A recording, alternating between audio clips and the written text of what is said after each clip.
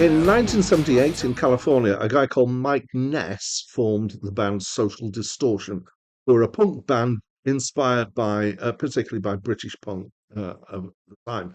They emerged from the Orange County hardcore scene. Um, I'm reading this. I have no idea what the Orange County hardcore scene is, but they were there in the late 70s. By 1983, they got their first album out. As they grew in popularity, Mike Ness's life seemingly spiraled out of control, and they had a hiatus in 1985 as he sorted out legal problems and went into rehab. When they came back, they went into cowpunk for a while, but then returned to a more hardcore sound. They're still going, but have not released a studio album since their seventh, which was released in 2011. Hi, my name's Dan. So this was the fifth album by Social Distortion, and it's my first encounter with them. Apparently, this was their return to punk after having been flirting with cowpunk and rockabilly for. Apparently, they were disillusioned with 90s rock. They were not keen on the grunge that was emerging, and they decided to go back to their roots and go back to being a hardcore. So I would describe this as thrashy punk. There's a kind of full. I often describe backing guitar, rhythm guitar that fills the background as being a curtain, and this has got a full background of kind of nice thick woolly curtain of the guitar. There's some guitar solos in here on top of that as well. There's fairly fast drumming. Somewhere in the mix, there's a bass, but it's not hugely prominent. Overall, it's kind of fastish, but it's not got the energy of some punk. I found it to be a bit sludgy, and maybe that's the characteristic of it being hardcore punk rather than pop punk, something like that.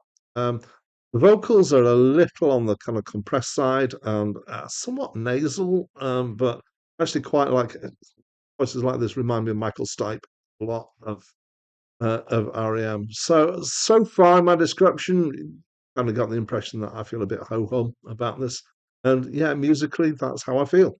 Um, However, the subject matter is better than ho hum. It's unusual, certainly unusual for punk, in that it's introspective. It deals with regrets. It deals with mental problems. It has tracks that are saying that some of his previous behavior was wrong. He's admitting that he's made mistakes.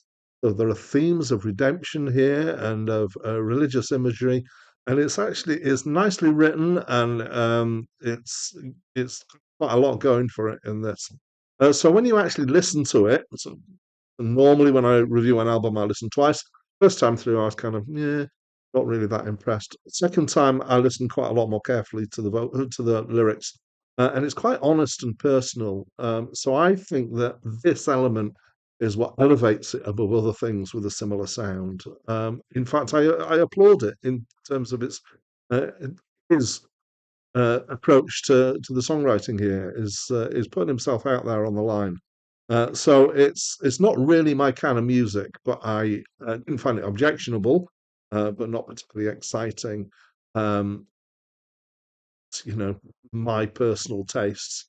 Um, so uh, yeah, there are good things to this album. So you might think with some of those things that I've said that he might have had a higher score than this, but I have these kind of this kind of feel that I try and apply, which is that if I would seek it out again, it would be in sevens.